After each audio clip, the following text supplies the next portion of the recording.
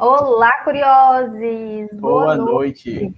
Boa noite a todos, boa noite a todas. Boa noite, Caroline, que já digitou aqui no chat com a gente. Sejam todos muito bem-vindos aqui ao canal Idente Plantas. Eu me chamo Ramona Pinheiro. Eu sou Wagner Rebouças. E atualmente nós estamos aqui na página da @identeplantas. Temos uma página lá no Instagram também que tem o mesmo nome. Hoje a gente fala sobre identificação de plantas, né? Ensinando várias e várias pessoas a aprenderem a identificar essas plantas, né? Como diz um dos nossos alunos, as plantas também merecem ser chamadas pelos nomes, né? Então toda semana a gente está aqui, toda terça-feira. Na verdade, toda terça-feira às 8 horas. Hoje é uma exceção. Nós estamos fazendo essa aula às 6 horas da noite. Falando sobre identificação de plantas, às vezes somos nós que damos essas aulas, às vezes chamamos convidados. Né? Hoje é uma aula com um convidado, que é o Rafael. Vamos já chamar ele aqui para conversar com a gente essa noite. Né? Eu gostaria que vocês falassem aqui com a gente qual tipo de pessoa você é aqui no nosso canal. Vou falar quais são os tipos, né? Primeiramente, que é o primeiro tipo, são os brotos e brotas, que são as pessoas que estão chegando agora. Se é a sua primeira vez aqui no nosso canal assistindo a aula nossa, coloca aqui pra gente hashtag broto ou brota, pra gente saber quem é você e te dar as boas-vindas. E ou se você já é curiosa, né? Curiosa é a pessoa que já acompanha a gente há um tempo, que já está aqui nas aulas assistindo, mesmo que não toda semana, né? Mas que, enfim, já acompanha o nosso trabalho de alguma forma, já sabe o que a gente faz por aqui, coloca aqui hashtag Curiose. Ou se você é nosso aluno ou aluna do curso de identificação de plantas do zero, coloca aqui pra gente hashtag detetive, né? E se vocês estiverem se perguntando como assim vocês chamam os alunos de vocês de detetives, como assim vocês chamam os seguidores de vocês de curiosos, eu vou explicar para vocês, né? Vou explicar os curiosos, eu explico os detetives, tá bom, Wagner? Ok. Bom, curiosos é porque para você identificar plantas, você precisa ter um mínimo de curiosidade, né? Porque ela que vai te mover a iniciar esse processo. É você olhar para uma planta e olhar para ela assim, ela olha para você e você fica tipo, que planta é essa, né? Será que ela é de comer? Será que eu posso fazer os medicinal dela? Será que eu posso botar ela na minha casa? Será que ela gosta de sombra, né? É ter essa curiosidade, fazer essas perguntas e vai te levar a querer saber mais sobre isso. Então, como a curiosidade é o que impulsiona, nós chamamos carinhosamente as pessoas que nos seguem de curiosos, né? Então, se você é curioso, se você se identifica com isso, coloque aqui pra gente, hashtag Curiose. E quem é detetive, como o Makoto aqui, são aquelas pessoas que fazem parte do nosso curso de identificação de plantas do zero. Por que detetive? O processo de identificação ele é movido por curiosidade e também envolve um pouco do trabalho de detetive, que vai fazer investigação sobre qual a planta que você está querendo identificar. Eu lembro quando eu estava na época da minha graduação, eu sempre ficava me perguntando que planta é essa. Então, a partir de uma pergunta, despertava uma curiosidade. Depois dessa curiosidade, eu ia juntando os passos até conseguir identificar essa planta, como se fosse um detetive, juntando as pistas. Ah, é uma planta que tem uma inflorescência racemosa, é uma planta que tem folhas opostas, dística, uma planta que tem látex. Então, são pistas que a gente vai acumulando num processo de investigação que nos leva a chamar os nossos alunos do curso de identificação de plantas do zero de detetives. Sim, inclusive em agosto a gente vai abrir uma nova turma para receber novos e novas alunas para o curso de identificação de plantas do zero. Então, se você tem interesse em ser nosso aluno ou aluna, entra lá na nossa página, fala com a gente vai tirar suas dúvidas. Em agosto a gente vai abrir uma nova turma, tá? Vão ser 30 vagas. Então, se você tem essa pretensão, vai se preparando aí. Tiver dúvidas sobre preços e como é que funciona a dinâmica do curso, falem com a gente que a gente tira essas dúvidas para vocês, tá? E a gente acabou não falando o que a gente faz, né, pai? Além do Idente Plantas, vou falar um pouquinho. Atualmente estou fazendo doutorado em biologia vegetal, mas eu sou bióloga, sou formada em ciências biológicas, licenciatura pela Universidade Estadual do Ceará. Depois eu fui fazer um mestrado em ciências naturais e me formei. E agora entrei há pouco tempo no doutorado em biologia vegetal e estou trabalhando com uma pegada mais ecológica, né? Por mais que a gente fale aqui muito de plantas, identificação de plantas, a gente também vem trazendo na nossa formação essa pegada ecológica. Quem acompanha a gente vai estar acompanhando esse processo de aprendizagem, a gente está sempre aqui compartilhando o que a gente aprende com vocês, né? Vou deixar a palavra com o Wagner agora. Apesar da gente gostar muito de plantas, né, a gente gosta não somente de olhar para a planta, mas olhar também para a ecologia que envolve as plantas. E é isso que a gente estuda desde a graduação, passando pelo mestrado. No meu caso, eu estudei espécies invasoras, E agora no doutorado também estou estudando espécies invasoras, mas sempre estudando de forma direta ou indiretamente as plantas. E, logicamente, em estudos ecológicos, a gente tem que identificar as plantas que a gente está estudando. E é por isso que a gente sempre traz o porquê de você saber identificar plantas e a importância. Como você pode usar esse conhecimento nas diversas áreas, né? Nas nossas aulas, a gente sempre traz uma figura ilustrando as áreas de conhecimento que estão relacionadas com o processo de identificação de plantas. Então, tem agronomia, engenharia, paisagismo. Então, saber identificar plantas é um processo básico e inicial para diversas áreas de conhecimento. Sim. E antes da gente chamar o Rafael, eu vou ligar aqui a live no Instagram, só para chamar quem ainda não chegou, né? Porque como a gente está fazendo um horário diferente, pode ser que algumas pessoas esqueçam. Vou mandar aqui mensagem nos grupos dizendo que a gente está ao vivo. Vou ligar a live no Instagram para chamar os atrasados e atrasadas do Enem, tá? Enquanto eu vou fazendo isso, já vou chamar aqui o Rafael, né, para entrar aqui nessa live de hoje, para conversar com a gente sobre essa família tão linda, né, que hoje nós tivemos um post sobre uma planta dessa família, né? Então, vou deixar o Rafael se apresentando para vocês, um pouquinho sobre a formação dele, o que ele faz. Olá, pessoal, tudo bem? Boa noite, da Inglaterra hoje. Eu não estou mais no Brasil por N motivos, mas, enfim, minha formação básica, eu também sou biólogo de graduação, de formação. Eu fiz mestrado em taxonomia vegetal pelo Instituto de Botânica de São Paulo. Depois eu fiz o meu doutorado em botânica na Universidade Estadual de Feira de Santana, na Bahia. Eu fiz um pós-doutorado depois na Universidade Federal.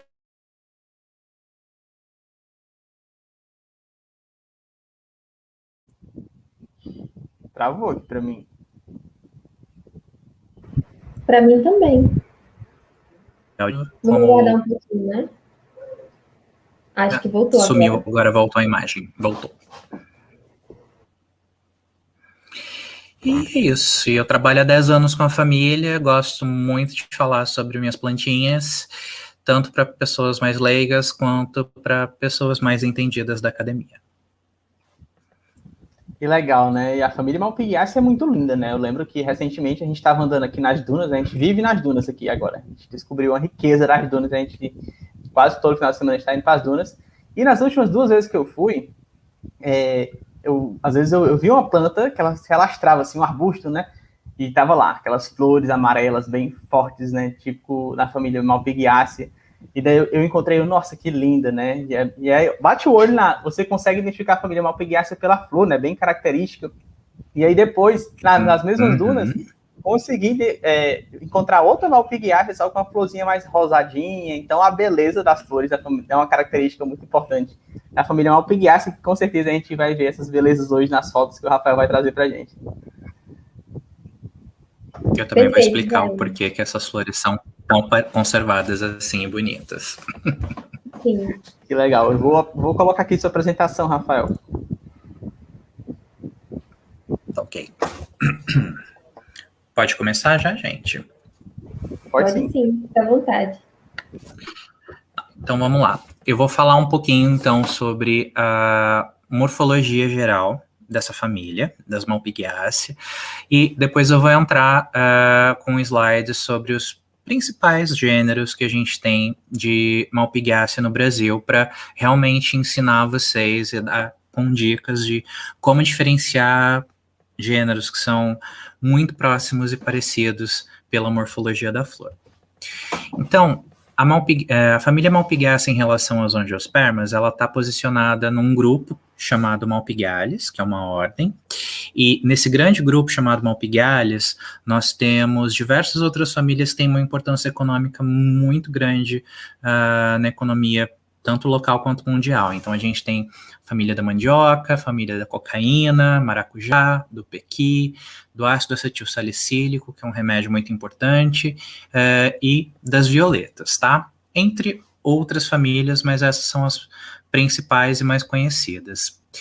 Uma coisa muito engraçada de se notar é que o grupo de plantas que é mais proximamente aparentado das Malpighiaceae é uma família muito pequenininha, que só tem 40 espécies, chamada Elatinácea, e é uma família de planta aquática, que é utilizada em aquário, Quando eu descobri isso no começo do meu mestrado, eu fiquei assim, uau, como uma coisa pequenininha dessa, que não tem cara de nada, pode ser a coisa mais próxima e aparentada de uma malpighiácea tão bonita e grande igual essa Bearsonium aqui de Cerrado.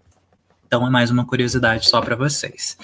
A família como um todo, ela tem uma distribuição de diversidade bem ampla. Então, somente de gêneros, ela possui 70 gêneros no mundo inteiro e cerca de 1.300 espécies. E a maior parte dessas espécies ocorre aqui na região neotropical, ou seja, na região entre os trópicos do Novo Mundo. E só 15% dessas espécies ocorrem no Velho Mundo, na região tropical, tanto da África quanto da Ásia e um pedacinho da Oceania. Aqui na região neotropical, a gente tem 58 gêneros e cerca de 1.000 espécies. No Brasil, hoje em dia, a gente já tem a Flora do Brasil. Para quem não conhece, pode entrar no site da Flora do Brasil, do Jardim Botânico do Rio de Janeiro. Existe uma flora já feita e pronta para as malpighiáceas do Brasil, cujo eu sou o primeiro autor, e todos esses dados são atualizados. Então, a gente sabe, por exemplo, que hoje em dia, o bioma brasileiro com o maior número de espécies de malpighiácea seria o Cerrado, com 239 espécies, e o segundo com 234 espécies na Amazônia, o terceiro, 214, é a Floresta Atlântica, seguido, então, pela Caatinga, com 102 espécies, o Pantanal, com 29, e o bioma brasileiro mais pobre em número de espécies de malpighiácea é o bioma do Pampa. Então, como que a gente identifica na prática como identificar uma malpighiácea em campo, por exemplo? A gente sempre vai olhar para 3 características morfológicas principais num primeiro momento. A primeira delas é em relação à morfologia dos tricomas, ou seja, dos pelos que vão ocorrer na planta como um todo, não só nas folhas, mas como nas flores e nos frutos. Esses tricomas, eles são muito característicos, esses pelos, porque eles são formados por uma única célula, você não vê nenhuma divisãozinha, mesmo a olho nu, e, além disso, a característica principal deles é que eles são ramificados. Eles apresentam sempre 2 ramificações, então eles são chamados de dolabriformes, ou seja, tem 2 ramos que se dobram. E aí esses tricomas, esses pelos, eles podem se apresentar em formato sempre de T, de Y ou de V. Então, toda vez que você vê uma planta que tiver um indumento, um tricoma, né, um pelo, com essa morfologia, tem uma possibilidade muito grande de ser uma malpighiácea. Mas para a gente ter certeza, a gente precisa olhar sempre para as flores. Se você não tiver flor, você precisa pelo menos do fruto, porque a segunda característica principal para identificar uma malpighiácea, ela sempre vai estar presente na sépola. E mesmo em fruto, as sépolas, elas são retidas geralmente nos frutos. Então, como a gente pode ver aqui, na base de cada uma das 5 sépolas de malpighiácea, existem glândulas bem grandes, geralmente, que apresentam, sim, pares, e essas glândulas, elas produzem óleo, que são coletados por abelhas solitárias, e é assim que essas flores dessa família chamam polinizadores para poder ocorrer o processo de polinização nessa família. Então, toda vez que você vê em campo uma flor amarela, rosa, branca, mas que na base das sépolas você tem essas glândulas, ou 1, 2, 3, até 10 glândulas, você tem uma chance muito grande de você ter encontrado uma malpighiácea, tá? Porque ela é basicamente quase exclusiva dessa família, não tem nenhuma outra família no Brasil, por exemplo, que vão apresentar glândulas desse tipo nas sépolas. Então aqui é só para vocês terem uma noção da diversidade de morfologias e de carinhas diferentes que a gente tem nos botões florais, em relação à cor, em relação à forma. E a terceira característica principal para a gente identificar uma malpighiácea são as pétalas.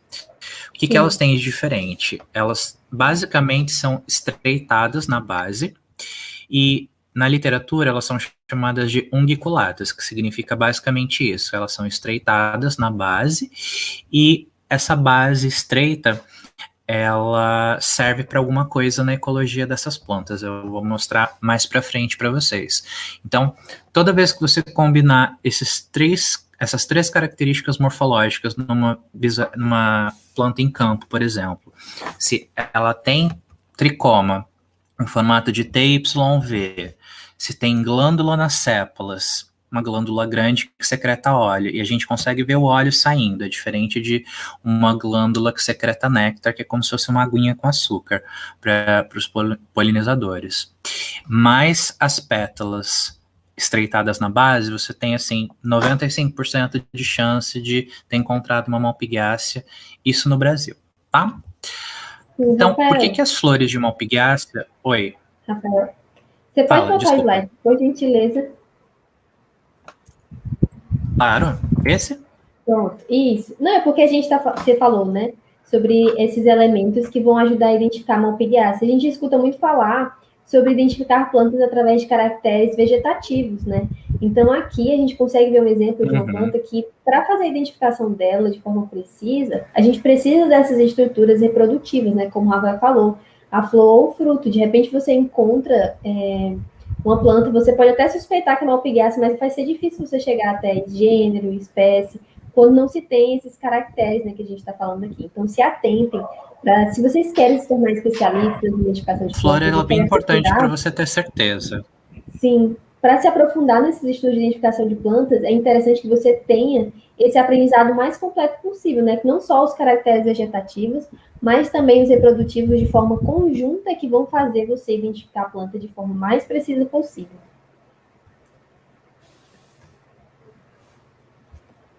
Seu som sumiu para mim.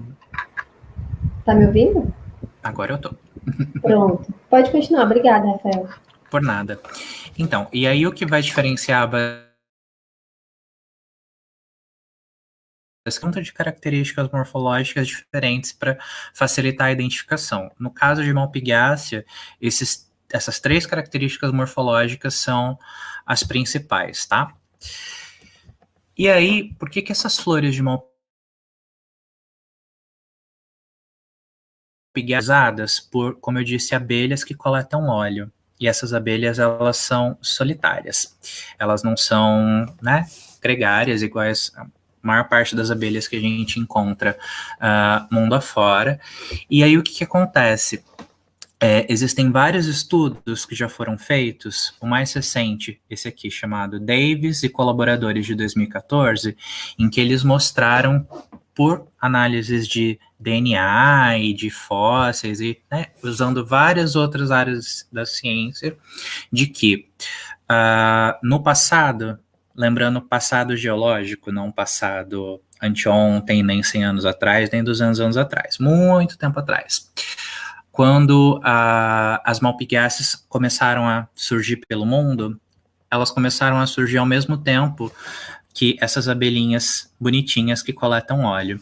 E aí, ao longo de 80 milhões de anos, que é muito, muito tempo, elas passaram a conviver num mutualismo muito, muito importante, que uma não vive sem a outra. Então, para as flores de malpighiácea serem polinizadas, elas precisam das abelhas coletoras de óleo, e as abelhas coletoras de óleo precisam do óleo provido pelas malpighiáceas para elas poderem fazer o ninho delas e poderem se reproduzir. E isso acontece há muito tempo, e é por isso que essa morfologia floral é muito conservada, ou seja, ela é muito parecida em quase todas as espécies de malpighiácea, porque se a morfologia da flor mudar, o polinizador não consegue acessar o óleo, que é importante para ele. Se ele não acessar o óleo, não vai ter a polinização. Sem a polinização, não tem formação de fruto e a planta morre. Enfim, é basicamente por isso que todas as flores de malpighiácea sempre têm a mesma carinha. Bom, em relação agora à identificação mesmo, a taxonomia, a ciência de, né, você classificar todas as espécies que a gente tem dentro de malpighiácea, a gente vai ver muitas pessoas dizendo e seguindo trabalhos antigos em que dividiam essa família em basicamente dois grandes grupos. As espécies que têm fruto carnoso igual a acerola, por exemplo, que é muito conhecida, e, por exemplo, esse outro grande grupo com frutos secos. Era basicamente essas duas divisões que existiam e a maneira como a gente dividia, né, e classificava as espécies de Malpighiaceae. Só que, quando a gente começou a estudar um pouquinho o DNA dessas plantas, a gente começou a ver que essas características morfológicas que a gente achava muito importante para diferenciar os gêneros, as espécies, esses grandes grupos dentro de Malpighiaceae, eles não refletiam, por exemplo, grupos naturais, ou seja, eles eram grupos artificiais inventados pela nossa cabeça, que não refletiam os agrupamentos naturais que existem na natureza. Então, por exemplo, a gente viu que Malpighiaceae é agrupada hoje em dia, depois desses estudos com DNA, em 10 grandes grupos, tá? Que estão marcados aqui à esquerda. E cada um desses grupos não tem um tipo de fruto exclusivo. Então, por exemplo, frutos carnosos existem em 2 grupos diferentes. Frutos secos em 3 grupos diferentes. Frutos carnosos e secos em 2 grupos diferentes. Então, isso evidenciou que basicamente dividir a família em plantas que têm fruto carnoso ou plantas que têm fruto seco não era a melhor forma de subdividir essa família. Então, a gente começou a trabalhar em uma nova classificação para essa família, para as Malpighiaceae. Só que é um grande problema porque a gente não tem nenhuma característica morfológica que ajude a gente a identificar morfologicamente esses 10 grandes grupos e a diferenciar eles. Então, esse é o grande problema que a gente tem na taxonomia hoje de Malpighiaceae, identificar por si, então, os gêneros e esses grandes grupos de Malpighiaceae. Então, isso aqui é para quem gosta de evolução, para quem gosta de morfologia e estudar num outro momento, mas é só para vocês saberem que todas as classificações que existem até o momento de Malpighiaceae, elas não são naturais, tá? Então, todos os caracteres morfológicos que são muito frisados e muito utilizados nesses trabalhos, eles não são os melhores caracteres morfológicos para serem utilizados para identificar Malpighiaceae. Vou mostrar quais são para vocês agora. Então, por exemplo, vamos começar pelo hábito. Então, a gente tem grande parte das espécies de Malpighiaceae sendo trepadeiras ou lianas, ou seja, plantas que trepam em outras plantas, certo? Uma pequena quantidade de Malpighiaceae tem um hábito arbóreo, ou seja, são árvores, e algumas espécies de Malpighiaceae, principalmente de cerrado ou de biomas abertos, como a caatinga, o cerrado e campos de altitude, por exemplo, tem esse hábito de um arbusto. E aí tem uma coisa muito legal que diferencia os arbustos, é que dá para diferenciar os arbustos que são eretos, que crescem sempre para cima, e os arbustos que são sempre escandentes, que crescem retos até um determinado ponto, e depois os ramos começam a pender para os lados. E é muito comum, às vezes, que um arbusto escandente, depois de um tempo, ele cresça tanto e ele vire uma trepadeira, porque todos esses ramos já estão trepados em outras plantas, e aí você vai olhar e vai falar, isso não é mais um arbusto escandente, isso é uma trepadeira. E aí uma coisa que eu sempre me perguntei no começo da minha formação não são árvores. A maior parte das Malpighiaceae são trepadeiras, assim, 80% das espécies. E aí, uma coisa que eu sempre me perguntei, não sei se vocês conhecem, mas tem muita Malpighiaceae em cerrado, e tem algumas coisas que são muito pequenininhas e bonitinhas, que dariam até para ser plantas ornamentais. Por exemplo, essa espécie chamada Camaria ericoides, e se você olha só essa foto, ela parece uma erva, ou seja, ela não tem nenhum tipo de lignificação, ou seja, de formação de lenho nela. Então, todas as estruturas dela parecem ser verdinhas e fotossintetizantes. Só que quando a gente cava para olhar a raiz, ela tem uma coisa chamada xilopódio, que é um caule subterrâneo. E esse caule subterrâneo, ele é lenhoso. Então a gente não pode chamar isso aqui, que imagina que essa linha aqui, da onde a gente consegue ver, é o que fica para cima da terra e todo o resto fica enterrado. Então, se você não vê a planta como um todo, você não vai descobrir qual que é o hábito correto dela. Então, isso é muito importante em campo. E não só para malpighiácea, mas para vários outros grupos dentro do cerrado. Então, plantas que têm essa estrutura, esse caule subterrâneo no cerrado, por exemplo, elas são chamadas de subarbusto. Tem muita malpighiácea que é subarbusto. Pois é, eu também ficava chocadíssimo quando eu descobri isso no final do meu mestrado e quase caí para trás. Mas é a realidade.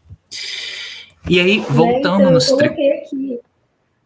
Exatamente, é chocadíssimo. Né? Tá passada, bem no ritmo da Upper Five, tá passada. Também é novidade, tô sabendo disso agora, viu, Rafael? Que bom isso. Espero que esteja contribuindo assim já para as outras pessoas. Se alguém já sabia disso, fala aqui pra gente. Quem não sabia também fala aqui pra gente, ter novidade para você. Um monte de gente que acha que tem erva em malpighiácea, não tem erva, é tudo arbusto, é tudo mentira. Pode cavar no chão que tem um caule subterrâneo enterrado. Agora voltando nos tricomas, nos pelos, como eu falei para vocês, eles têm esse formato então de T, Y ou V, e eles podem se apresentar em diferentes formatos dentro desses 3 grandes padrões. Isso não é importante agora, é só para ver que, por exemplo, a gente tem tricomas cilíndricos e em H, por exemplo, eles são achatados lateralmente. Aí, ao invés de parecer um pelo, ele vai parecer uma escama. E aí você vai olhar e falar, nossa, que esquisito. Não, mas é um pelo. Fora isso, uma coisa importante para quem vai para campo ver malpighiácea, tomem cuidado na hora de colocar a mão em uma estrutura que seja muito peluda. Porque tem várias espécies, principalmente de cerrado, que na parede celular do tricoma você tem pequenos espinhos. Esses espinhos, eles não fazem mal para a saúde nem nada, mas eles causam muita coceira. Então, tem muitas espécies no cerrado que às vezes são chamadas até como uma popular de pó de mico, porque esses espículos, esses pequenos espinhos, eles grudam na sua pele e eles entram na epiderme e assim, ele não coça na hora. Mesmo quando você mexe em material de herbário, se você mexer numa planta que tem um pelo dessa forma, dali 5 minutos a sua mão vai começar a coçar muito. E não adianta só esfregar as mãos que o pelo não sai, você tem que ir embaixo de água corrente, lavar com muito sabão. E assim, é tenebroso, é horrível. Já aconteceu isso comigo várias vezes, então tomem cuidado. Fora isso, o tipo de indumento na família, a forma que esses pelos eles se dispõem, eles formam umas estruturas que têm texturas diferentes. Então, por exemplo, quando o conjunto de pelos, né, o indumento, ele tem a maior parte dos pelos com formato de Y ou V, a gente chama de velutino. Quando é só... Quando ele tem um formato só, a maior parte dos tricomas em formato de T, de tomentoso. Quando é um T, mas esse pé do tricoma, que é a base dele, é quase inexistente e o tricoma ele é bem grudado na epiderme da folha, a gente chama de cerício, porque aí dá um aspecto de seda, de sedoso, uma coisa que brilha. Então, essas são imagens de microscopia eletrônica de varredura para a gente conseguir ver esses detalhes, porque um microscópio comum não consegue esse tipo de visualização. E aí, nos ramos, também varia muita coisa. Então, a gente tem ramos de estriados, a fissurados, a lenticelados, às vezes a cor da lenticela ajuda a diferenciar a espécie, porque numa espécie ela é preta, na outra ela é vermelha, na outra ela é branca, e os ramos que são lisos, né? Só que pode também ter algum tipo de indumento, de algum conjunto de pelos. Outra característica muito importante para diferenciar gêneros, principalmente em malpighiácea, é a posição das estípulas. Então, as estípulas, elas geralmente são interpeciolares em malpighiácea, ou seja, elas estão naquela região chamada de nó, né? Porque é onde tem 2 folhas saindo do mesmo ponto, e elas chamam de interpeciolares porque elas são localizadas nesse ramo, no nó, entre 2 pecíolos. Só que em alguns gêneros, essas estípulas elas são sempre epipeciolares, ou seja, ao invés de ocorrer né, tá localizada ali entre dois pecíolos, ela tá localizada na base do pecíolo. E isso é muito importante para a gente diferenciar gêneros na família. Parece uma característica pequena e boba, mas não é, porque mesmo no material seco ou em campo, é uma característica morfológica pequena, que você precisa de uma lupa de campo para ver, mas que está sempre ali e que ajuda bastante. Uma outra coisa importante, eu não vou falar de anatomia, tá? Isso aqui é só para facilitar a visualização de vocês. O pecíolo, que é aquele cabinho da folha em Malpighiaceae, ele tem uma morfologia frequentemente cilíndrica, como a gente pode ver nesse corte anatômico transversal aqui, mas ele pode também ser canaliculado em muitas espécies ou até em gêneros. E aí o que isso significa? Que só tem uma fissura aqui no meio, que é como se fosse um canal mesmo, que é bem marcado macromorfologicamente, que a gente consegue ver a olho nu, e quando a gente faz esse corte anatômico, pode ser até em campo mesmo, se você pegar uma faca e cortar o pecíolo e olhar ele a olho nu, você consegue ver que o pecíolo em corte transversal, ele tem essa carinha de monstrinho ou de morceguinho, que parece que tem duas orelhas, então isso seria um pecíolo canaliculado, então assim é muito mais fácil visualizar essa característica morfológica do que ver no pecíolo sem nenhum tipo de corte. Fora isso, as folhas em Malpighiaceae, elas são sempre, 99% das vezes inteiras, ou seja, elas não são subdivididas igual eu estou mostrando nesse slide para vocês. Mas por que eu estou mostrando essas fotos? Porque basicamente tem um gênero em Malpighiaceae que chama Stigmophyllum, que é uma trepadeira, que todas as espécies podem apresentar alguma população que tem essas folhas todas recortadas, que a gente chama de folhas lobadas. E aí pode variar muito, ela pode ter 1, 2, 3, 4, 5, 6, 7, até às vezes mais do que 7 lobos. E aí fica essa coisa bem recortada, parecendo uma folha de arecácea, de arácea, de uma monocotiledônia que é muito utilizada como ornamental, a costela de Adão. Então fica parecido muito com uma costela de Adão. E aí tem várias morfologias que são importantes da folha, que eu não vou adentrar, que não é importante para vocês. Vocês pegando um glossário de morfologia vegetal, vocês conseguem identificar todos esses diferentes padrões de morfologia da folha. Só vou mostrar a nível de curiosidade para vocês. E que, geralmente, esses grandes padrões de morfologia foliar, eles não variam muito em Malpighiaceae. Ou seja, dentro de uma espécie, você não vai ter todos esses padrões, você só vai ter um ou dois. Então, isso é bem conservado na família e ajuda bastante. Aí, uma outra coisa que poucos gêneros e poucas espécies têm essa base cordada, ou seja, em forma de coração. E, geralmente, quando isso acontece numa Malpighiaceae, a margem dela nunca é inteira, ela é sempre recortada de alguma forma. Aqui a gente está vendo vários dentinhos. E nesse gênero, por exemplo, que é o Stigmophyllum que eu falei agora há pouco para vocês, no ápice de cada um desses dentes na folha você tem um tricoma, ou seja, um pelo bem longo, que parece uma unha, assim, ele é bem bonito. E outros formatos, como o val orbicular. Uma outra coisa importante na morfologia, a margem da folha ela é virada para baixo. É muito importante para identificar espécies que são próximas. Então, se estiver em campo e estiver em dúvida, olha isso, que isso ajuda muito.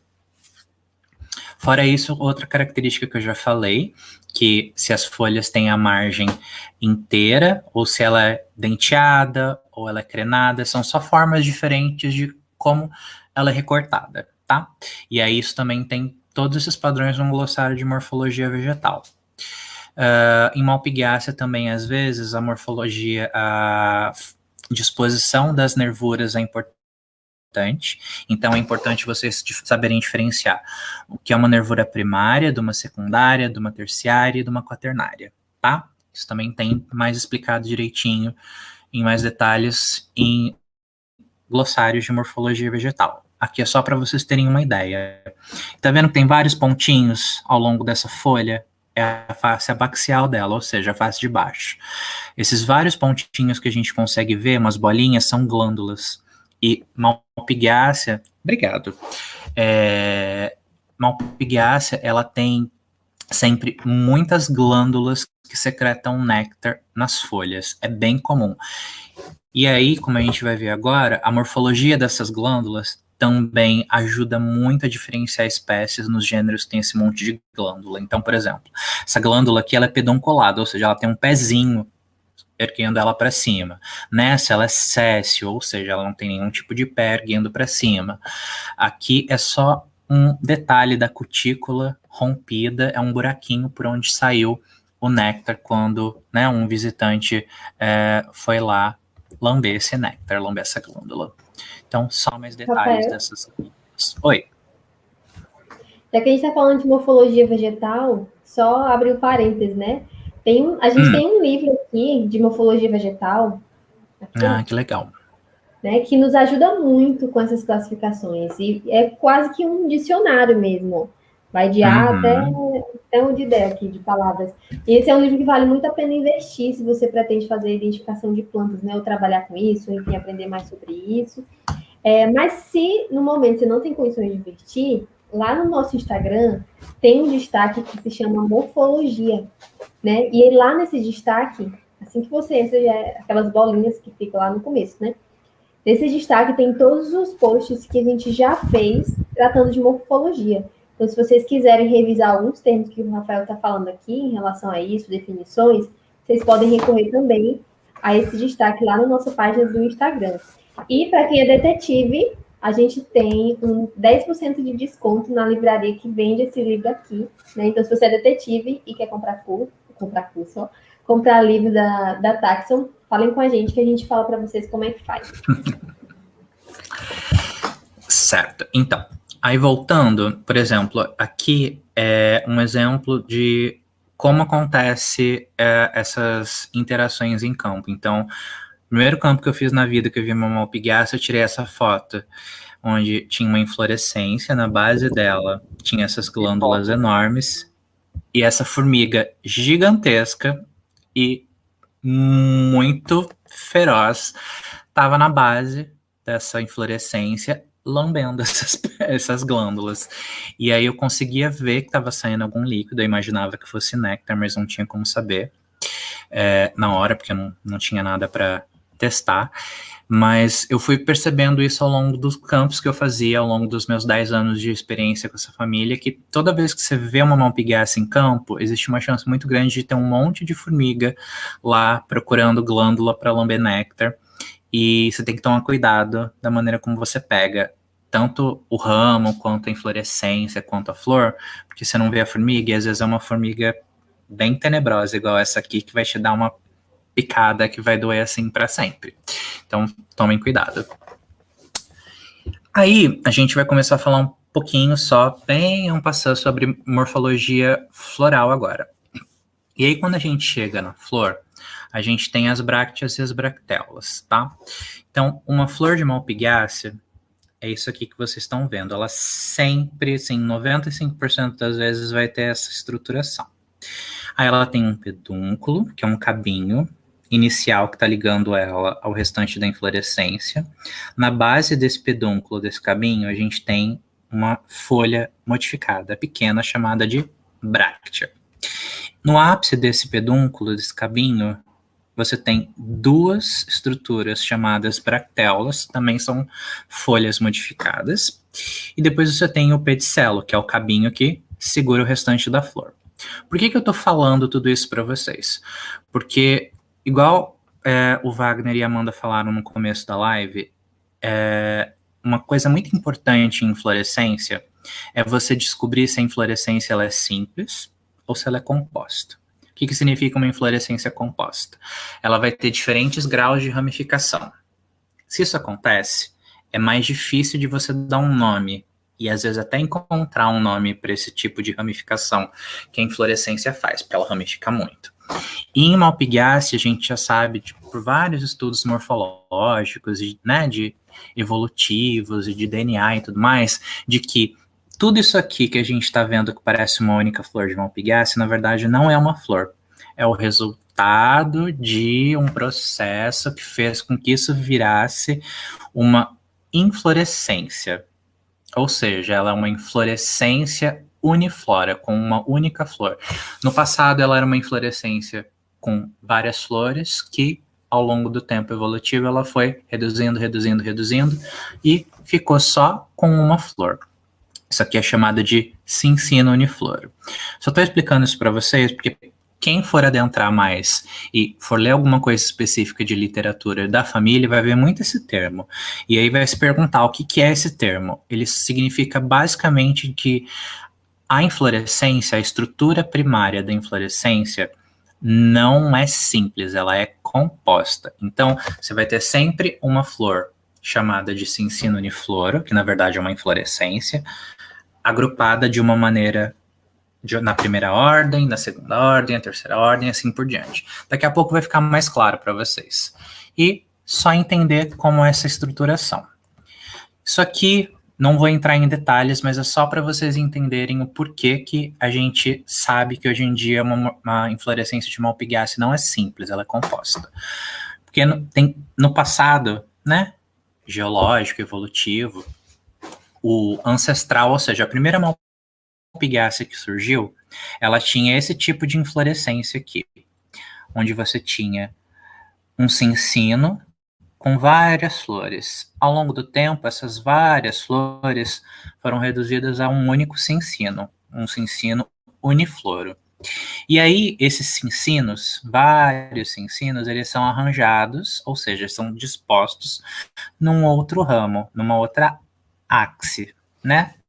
E aí, esse tipo de arranjo é chamado de tirso, que é uma inflorescência composta, que ao invés dela ter uma única flor como unidade básica dela, ela tem uma outra inflorescência.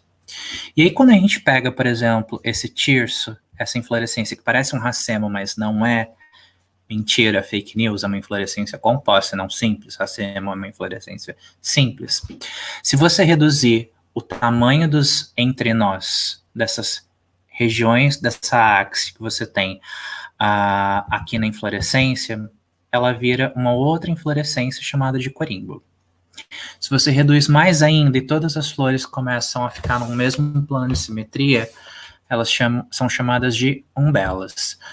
Eu estou falando isso para vocês só para vocês terem noção dos 3 principais tipos de inflorescência que a gente tem em Malpighiaceae. E esses tipos de inflorescência são importantes para a gente diferenciar gêneros. Então, só a título de curiosidade, São de Cásio, alguns gêneros de Malpighiaceae sempre vão ter uma inflorescência parecida com isso, outros sempre têm uma umbela e outros sempre têm um tirso. Tá? Então, vamos agora para a morfologia floral em si, e não mais de inflorescência. Quando a gente parecem, ela tem uma morfologia muito curvada. Então, como que a gente vê uma flor de Malpighiaceae numa vista frontal? A gente vai ver sempre as pétalas, que são mais vistosas, aí vai ter sempre uma pétala posterior, que é uma pétala que serve de na base dessa pétala para ela poder se segurar bem na flor e coletar o óleo que ela precisa. Depois a gente tem 4 pétalas laterais, 2 chamadas de latero-posteriores, que são voltadas para a pétala posterior, e 2 latero-anteriores, que são opostas à pétala anterior. Vocês não precisam gravar esses nomes, é só entender como funciona realmente a morfologia. Aí, se vocês olharem essas linhas aqui, que formam esse círculo aqui aberto, elas representam as sépalas. Então, a gente tem célula de óleo. E aí, um padrão muito comum em Malpighiaceae é que a sépala anterior, ou seja, a sépala que fica oposta à pétala posterior, ela quase sempre não vai ter mais glândula. Elas foram perdendo ao longo do tempo. Daqui a pouco eu vou explicar o porquê. E aí as glândulas, elas ficam basicamente nas sépalas laterais e não na sépala anterior. Aqui no meio a gente tem um anel de 10 estames, que são todas essas bolinhas, eles são fusionados na base, formando um anel de verdade. E aqui no meio a gente tem a parte feminina da flor, o gineceu, e ele é sempre tricarpelar, ou seja, formado por 3 carpelos que são quase sempre fusionados. Então, é uma única estrutura que vai ser trilobadinha. Isso é uma foto só para ilustrar uma flor de malpighiaceae de lado, e eu só tirei as pétalas para a gente conseguir visualizar todas as estruturas. Então, aqui a gente tem sépalas, na base delas, essas glândulas enormes, que são as glândulas de óleo, os elaióforos, um outro nome também comum na literatura. Aqui, todas essas bolinhas são as anteras dos androceu, da parte masculina da flor, e todas essas estruturas aqui maiores, elas são parte do gineceu, da parte feminina da flor. Cada uma dessas estruturas em maiores detalhes. Aqui a gente consegue ver as sépalas, então um desenho onde a gente tem as glândulas na base e o ápice das sépalas. Uma coisa muito importante para você saber... obrigado pelas fotos. Deu muito trabalho conseguir essas fotos ao longo de 10 anos, mas eu consegui. Algumas são minhas, outras não. That Web, o grupo que tem no Facebook, me ajudou muito a conseguir essas fotos lindas, grande parte delas ao longo dos 10 anos. E Rafael, Oi. Só uma complementação. Todas essas dicas que o Rafael está falando para a gente sobre os elaióforos, as fluorescências, os tricomas, isso também pode ser dicas de fotografia, né? Quando você encontra uma malpighiaceae, é interessante que você fotografe a flor de frente, fotografar ela a parte mais de trás, que pega os elaióforos, fotografar a folha, tanto na parte de cima quanto na folha de baixo. Então, vão se atentando a essas dicas, para às vezes você está no campo, você não consegue identificar lá, tirar fotografias boas e que sejam possíveis de identificar depois, que vai que você precisava ter fotografado a parte de baixo da folha. Aí tem que voltar. É verdade, é importante. Então, é só para vocês terem uma noção de como varia a morfologia das sépalas. E, um título de curiosidade, a base das sépalas de malpighiaceae, ela não é livre. Elas são fusionadas no receptáculo floral. O que isso significa? Se você tentar pegar uma flor aberta em campo e tentar puxar uma sépala para sair só essa estrutura bonitinha em uma forma unitária, isso nunca vai acontecer, ela vai rasgar, porque ela é literalmente fusionada com a base da flor, tá? Para acontecer isso aqui, você ter uma foto, uma ilustração bonita dessa, você precisa levar basicamente uma faca, algum tipo de lâmina para o campo para você cortar. Só assim que a gente consegue destacar as sépalas de malpighiaceae. E em um único gênero da família que tem essa foto, você também tem adicionalmente glândulas na margem. E isso é uma característica muito forte que ajuda a identificar esse gênero, chamado Christianella, que no final da aula vocês vão ver uma foto bonita dela. Fora isso, voltando então nas glândulas de óleo na base das sépalas, a forma dessas glândulas também varia muito. Então, por exemplo, aqui em F, a gente tem um gênero de malpighiaceae que essas glândulas na base das sépalas são pedunculadas, elas têm um pé, e elas são muito esquisitas. Fora isso, grande parte dos elaióforos das glândulas de óleo são sésseis, nesse gênero elas são pedunculadas, mas uma coisa que varia muito, muito mesmo, como vocês podem ver aqui, é a coloração desses elaióforos, dessas glândulas. E elas variam, inclusive, com o estágio de maturação da flor. Então, por exemplo, em botão, essa glândula de óleo tem uma cor. Quando a flor abre, ela tem uma outra cor. E depois, quando ela é polinizada, ela tem uma outra cor diferente. Por que isso acontece? Sinalização visual para a abelhinha que está indo lá coletar o óleo, para ela entender que ali tem óleo, ou ali não tem mais óleo, não vou perder meu tempo indo polinizar aquela flor que não tem mais óleo para mim.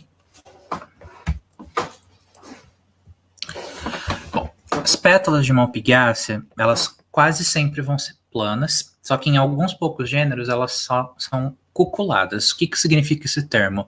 Elas são em forma de copo. E aí, nesses poucos gêneros que tem essas pétalas em formato de copo, isso já ajuda muito a você eliminar inúmeras possibilidades e reduzir para 4 ou 5 gêneros, que depois você consegue diferenciar eles com outras características morfológicas além dessas. Outra característica importante, a ecologia de Malpighiaceae é maravilhosa. Eu amo a ecologia de Malpighiaceae. Tem vídeo. Parece fantástica. Tudo que você está falando das aí abelhinhas. para mim, tô achando fantástico. Tem um vídeo eu não sei se tem no YouTube, eu acho que não. Eu consegui baixar um dia, por sorte, num site de uma universidade alemã, que teve um pesquisador alemão muito velho, muito antigo, chamado Vogel, que foi ele que descreveu essas glândulas de óleo pela primeira vez para a ciência. E isso foi na década de 80, mais ou menos.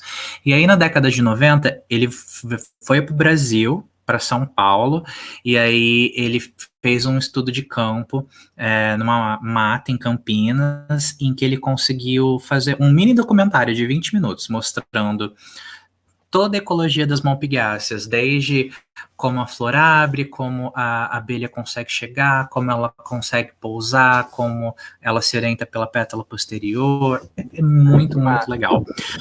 É só uma pena que esse vídeo eu achei, mas ele não é legendado. Eu ainda tô para conseguir legendar esse e postar no YouTube. Se um dia eu conseguir fazer isso, eu passo o link para vocês. Ai, vamos adorar. E vamos compartilhar com os curiosos também. Isso, porque ele é muito legal. E aí, em relação às pétalas, a margem dela, se ela é inteira ou tem algum tipo de recorte, também é importante. E a forma como ela é recortada, tem vários nomes diferentes, você também consegue visualizar isso num glossário, é importante para diferenciar gêneros. Tem gêneros que só tem a margem inteira, outros só com a margem recortada de uma maneira não uniforme, que é chamado de eroso, ou denteado, que parece um dente. Até gêneros que tem a margem das pétalas parecendo uma franja mesmo. E esse termo chamado fimbriado. E são poucos gêneros de Malpighiaceae que tem esse tipo de morfologia na margem da pétala. E aí você também já ajuda muito conseguir eliminar várias possibilidades para você chegar em algum nome mais próximo quando está em campo. Já está acabando essa parte de morfologia, a gente vai para daqui a pouco. Desculpa. Para as fotos bonitas dos gêneros, para a gente conseguir entender tudo. O androceu, como eu disse para vocês, a parte reprodutiva masculina da flor, em Malpighiaceae, ele pode ser basicamente de dois tipos. Ou todos os estames são iguais, ou eles são diferentes. E quando eles são diferentes, desculpa, eu falei ao contrário. Aqui são diferentes, à esquerda, e iguais à direita. Quando eles são diferentes, eles são importantes para diferenciar espécies. E aí, você tem que tomar muito cuidado na visualização desses estames. Não vou entrar em maiores detalhes nisso, mas é importante vocês saberem que, se você olha... Obrigado. Se você olha para uma flor de Malpighiaceae em campo, de frente, e você consegue ver que tem diferenças na morfologia dos estames, você já fica com isso em mente de que vai ser importante para você, com certeza, diferenciar espécies próximas dela, tá? Quando eles são iguais, eles não vão ser tão importantes assim. E aí, uma outra coisa que é importante, é fácil de ver em campo, é o número de estames férteis. Então, eu vou falar dessa forma: o número de estames férteis e o número de estames não férteis. Como assim? Toda vez que você olha para um estame, você sempre tem essas duas estruturas aqui na antera, chamadas de saco polínico, que é a estrutura da onde sai o pólen, onde é produzido o pólen. Em Malpighiaceae, a gente sempre tem dois sacos polínicos, tá? Duas bolinhas, da onde vão sair esses pólens. E, basicamente, toda vez que você olha uma antera e ele tem essa estrutura, o estame, ele é fértil, ou seja, ele vai produzir pólen. Ele é fértil.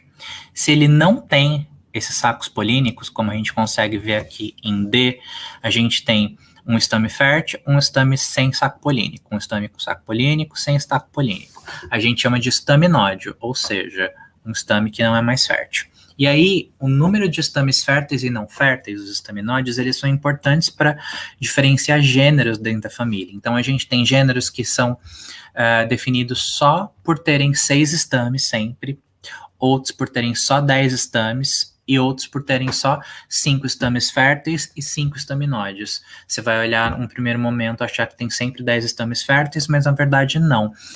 Se você for prestar atenção, você tem intercalando um fértil, não fértil, um fértil, não fértil, e essas proporções são importantes para definir gêneros em Malpighiaceae. Então, vocês precisam ter esse conhecimento básico para vocês conseguirem pegar um trabalho e tentar identificar pela foto, ou comparar com material de herbário, ou mesmo tentar só identificar a planta através de uma literatura.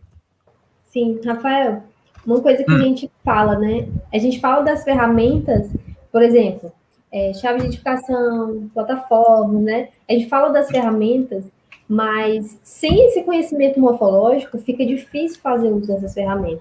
Por quê? Se você pega uma chave de identificação, que é onde esses caracteres morfológicos vão estar, né? Com maior precisão, mas se você não tem o básico ali do conhecimento morfológico, você não vai entender. E aí você acaba que não sai de tanto. Você vai ter a ferramenta, mas não vai saber como usar. Por isso que a gente sempre traz esse aspecto, né, morfológico. Achei incrível. E tô achando incrível a forma com que você trouxe essa questão da morfologia, porque vai tornando tudo mais claro, né, para quem está assistindo, para um dia, quando pegar no chave de identificação em Malpighiaceae, já vai, aquele nome lá que o Rafael falou na aula, entendeu? E não vai lembrar nem o nome, mas vai lembrar a cara da morfologia, né? Exatamente. Já vai ter um norte aí para conseguir fazer a identificação dessas plantas dessa família. Exatamente. A gente vai sentir isso daqui a pouco quando começar a mostrar os slides dos gêneros, porque aí eu vou apontar todas as características morfológicas que são importantes para diferenciar aquele gênero, e vocês já vão entendido o que são essas características. E aí vai ficar fácil de entender e olhar e falar, nossa, olha, as flores são bem parecidas, mas realmente, ó, tem isso, isso e isso que é diferente. É parecido, mas não é igual. Então, voltando aqui nos conectivos, na antera, que faz parte dos estames, você tem nessa região que liga o estame e a antera, chamada de conectivo, em quase todos os gêneros de Malpighiaceae você tem uma glândula ali. E essa glândula, ela tem morfologias diferentes. Às vezes ela é pequena, às vezes ela é grande, às vezes ela tem um formato específico, e isso é muito importante para você diferenciar espécies nos gêneros que têm essas glândulas assim vistosas, tá? Então, é só para saber que tem essa glândula e que dentro de gêneros ela é importante para identificar espécies muitas vezes. Agora vamos entrar na parte feminina da flor, o gineceu. A gente tem basicamente duas características importantes, tá? O número de estiletes, ou seja, lembrando, como que é um gineceu? Você tem basicamente um ovário na base, onde vão estar os óvulos lá dentro, que se fecundados eles vão virar uma semente, né? Aqui, um fruto e uma semente, no caso. O estilete é sempre essa região onde ela vai elevar o estigma, que é uma região, um tecido onde vai cair o grão de pólen para ele germinar e ocorrer a fecundação, a polinização em si. E, basicamente, em Malpighiaceae, a gente vai ser, em 90% dos casos, sempre 3 estiletes. Mas em poucos gêneros a gente pode encontrar só um estilete ao invés de 3, tá? E isso vai ser importante para você diferenciar esses gêneros. Fora isso, a morfologia e a disposição desses estiletes são importantes. Então, se eles são paralelos, se eles são divergentes, se o ápice dele é expandido, parecendo uma folha, ou se ele não é, se ele é estreito no ápice. E aí, no ápice também tem diferentes formatos, que se vocês olharem num glossário, vocês vão entender direitinho. Um sinado em formato de unha, truncado parou assim, tipo, em linha reta no final, né, abruptamente, e subulado ele é afilado até o ápice, que ele é bem pequenininho. Agora, por último, a gente vai entrar nos frutos.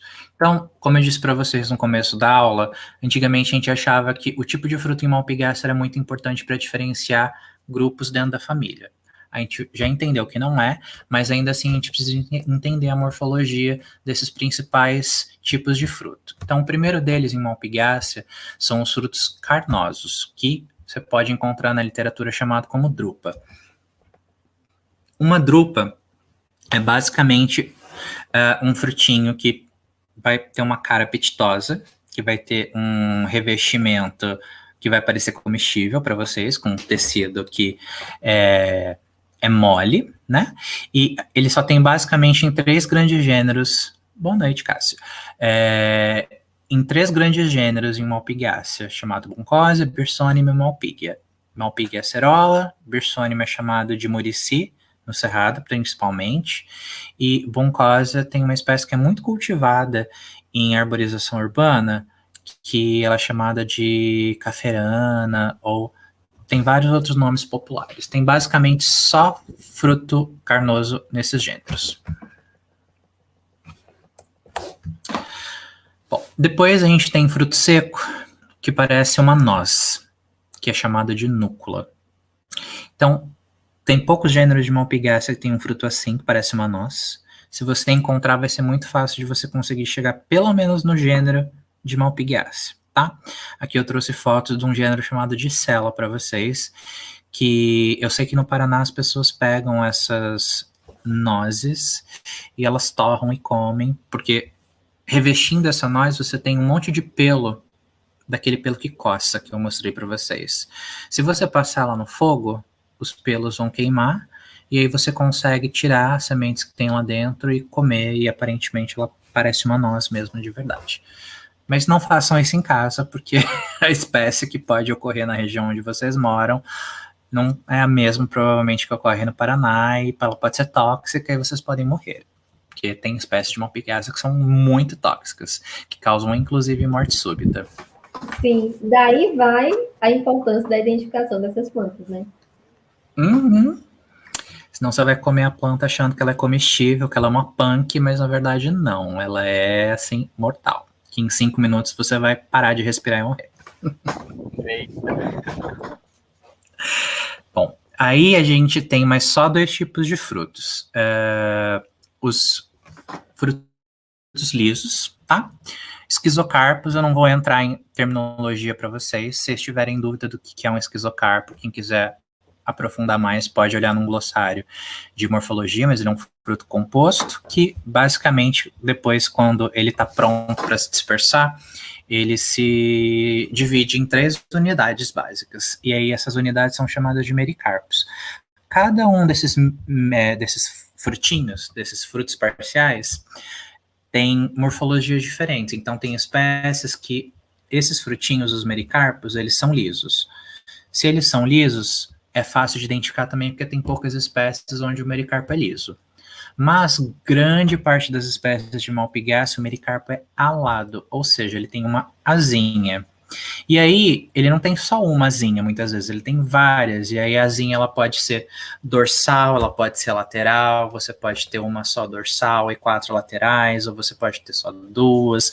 Elas podem ser completamente fusionadas e formar um disco, realmente parecendo um disco de vinil, ou não ser fusionada e ser igual uma gravata borboleta. Então, assim, tem diferentes morfologias nesse grande grupo de Malpighiaceae que tem fruto seco e alado, em forma de asa, tá? E a forma dessas asas e a disposição que elas estão nesse fruto é muito importante para diferenciar gêneros, inclusive os gêneros que são tóxicos. E por último, a gente tem pouquíssimos gêneros em Malpighiaceae que tem esse tipo de fruto. Uma seta. Tem uma diversidade assim gigantesca de morfologia nos frutos de Malpighiaceae. E isso é importante às vezes para se diferenciar até espécies, muitas vezes, mas frequentemente gêneros. Então, nesse caso das setas, dos frutos setosos, eles basicamente são frutos que são dispersos por animais que vão grudar em algum dispersor que vai levar ele para longe. E você tem, acho que, se eu não me engano, de cabeça, 3 gêneros de Malpighiaceae que tem o fruto setoso, e eles ocorrem ou em floresta seca ou em campo rupestre, que é um ambiente bem aberto, que qualquer bicho vai passar ali por perto, e isso vai grudar no bicho e ele vai levar para longe. Bom, agora eu vou mostrar para vocês, depois que a gente viu todo esse basicão de morfologia de Malpighiaceae, os principais gêneros que a gente tem no Brasil, e eu só classifiquei eles naqueles grandes grupos que foram encontrados através do estudo do DNA, tá? Então, o primeiro gênero que eu vou mostrar para vocês chama Achimanthera. Ele é um gênero lindo que só tem 7 espécies e elas são estritamente endêmicas da região amazônica, não só do Brasil, mas em países vizinhos também. E aí, a gente consegue observar nessas fotos de campo todas as estruturas bonitas que eu estava mostrando de morfologia para vocês. Então, por exemplo, tá vendo aqui todas essas bolinhas brancas que a gente consegue ver associadas às anteras da parte reprodutiva masculina da flor? São aqueles conectivos glandulosos que eu mostrei para vocês. Então, nesse gênero, por exemplo, esses conectivos são uma das principais características para a gente diferenciar eles, por exemplo, de um murici, de uma birsônima que vai ocorrer no cerrado, que eu vou mostrar mais para frente para vocês. Aqui o frutinho, por exemplo, ele não tem nenhum tipo de ala, ele é liso, então também já elimina várias opções de gêneros diferentes de malpighiaceae que poderiam ser. Fora isso, eu não coloquei aqui, mas o hábito dela, ela é um arbusto, às vezes ela pode ser até uma árvore. Então, como isso é raro em malpighiaceae, também ajuda a chegar. Então, a gente junta uma planta que ocorre na Amazônia, que é uma árvore, que tem flor branca, que tem glândula grandona no conectivo e é branca, e que tem um fruto liso. As opções de gêneros de malpighiaceae que tem todas essas características morfológicas, se eu não me engano, só existem 2 gêneros que podem ter todas essas características juntas. Então, só com esses conjuntos de caracteres você consegue matar rapidinho a charada e chegar próximo, pelo menos, do gênero correto dessa planta. Blefarandra é um outro gênero de malpighiaceae que também só ocorre na Amazônia. Ele, de novo, parece uma Achimanthera, parece uma birsônima, e você diferencia ele, de novo, por uma característica na antera. Ao invés de você ter o conectivo com uma glândula grandona, igual a Achimanthera que a gente viu anteriormente, ele tem um monte de tricoma ereto, um monte de pelo que fica reto, grande, duro, fica parecendo pequenos espinhozinhos. Então, isso é uma característica que ajuda muito a você diferenciar esses gêneros, e fora isso, você tem um tipo de nervação, né, de nervuras específico que só ocorre nesse gênero, chamado de Eucamptodromus. Quem tiver dúvida pode olhar em glossário morfológico, que vai ficar bem claro na cabeça de vocês o que é uma nervação Eucamptodroma. E ele também é um gênero pequeno, só de 6 espécies, e todos os arbustos só ocorrem na Amazônia. E aí, os muricis, que é o segundo maior gênero de malpighiaceae, são os muricis. Eles têm, sim, hábitos muito variados, mas eles são frequentemente arbustos. Eles frequentemente gostam de lugar aberto, então eles ocorrem em grande quantidade em cerrado, em caatinga, em campo rupestre. E você tem um conjunto de caracteres morfológicos também que vai ajudar a identificar uma birsônima, um murici. Uma coisa legal de ver é que em birsônima a gente nunca vai ter glândula nas folhas. E, fora isso, as pétalas, elas são sempre cuculadas, ou seja, elas são naquele formato de copinho.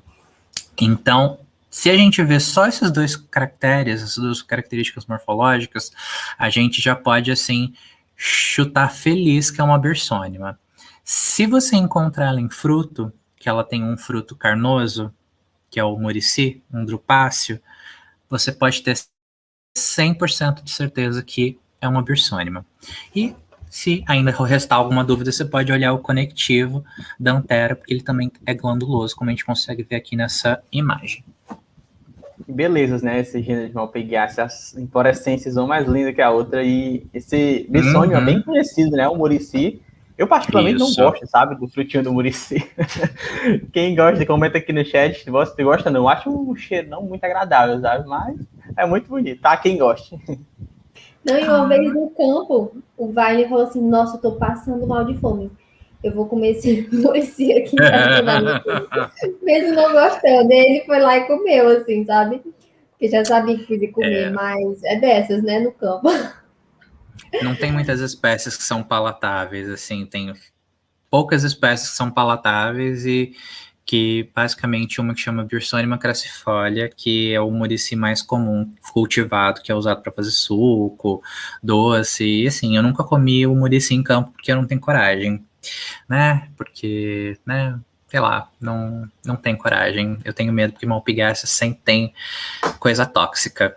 E mesmo para mim, que sei identificar as plantas, eu tenho medo. Mas, quando eu tenho certeza que é uma coisa cultivada, que não é tóxico e tudo mais, eu como. Mas ainda assim, eu prefiro o suco. O suco de murici eu achei gostoso quando eu provei. Eu provei lá em Belém do Pará, no norte do país. Mas realmente tem gente que não gosta. Bom, agora o próximo gênero chama Coleostax. É bom na cachaça? Pode ser? Acho uma boa ideia. É um gênero que só tem uma espécie também, que só tem na Amazônia. E ele é um gênero muito legal porque ele cresce de forma ereta, parecendo um pinheiro. Ele não ramifica. Ele tem essas folhas enormes que parecem lanças, por isso que a gente chama de lanceoladas. A flor é sempre branca. E uma outra característica muito legal é que no ápice da antera, da parte reprodutiva masculina da flor, o pólen ele é liberado por um poro, ou seja, a antera é poricida, e só tem essa característica nesse gênero de Malpighiaceae da Amazônia. É um gênero assim muito, muito bonito, mas muito esquisito também. Diacidia é um gênero que ocorre em tepus na Amazônia, ou seja, naquelas montanhas ou pedras que tem no meio da Amazônia. E por isso, ela tem algumas características morfológicas que são adaptadas a viver nesse tipo de ambiente. Então, a face abaxial da folha, dessa de baixo, tem sempre muito tricoma, às vezes tem uma camada de cera bem grossa para reter a umidade, para, né, não perder água para o ambiente. E são plantas assim, muito, muito bonitas que, na maior parte das vezes, vão ter uma flor grande, amarela, e que no ápice da antera vão ter 2 tricomas duros, parecendo 2 chifrinhos, 2 espinhos, que basicamente diferenciam ela das outras coisas. Então, até agora, vocês viram que tudo tem cara de murici, só que você sempre tem que parar e pensar, é um murici que ocorre aonde? É um murici que ocorre no Cerrado? É uma coisa que parece murici que ocorre na Mata Atlântica? Então, deve ser um murici. Mas é um murici que ocorre na Amazônia? Se for um murici que ocorre na Amazônia, aí assim, complicou. Porque aí podem ser outras coisas que só ocorrem na Amazônia. Aí você tem que olhar várias características morfológicas, assim, detalhes pequenos, para você conseguir ver se realmente é um murici ou se é um gênero que parece murici da Amazônia, mas não é. Lophantera lanterneira, uma espécie, um gênero lindo, maravilhoso, que só tem poucas espécies e uma espécie amplamente cultivada no mundo inteiro, chamada Lophantera latescens, por causa do látex que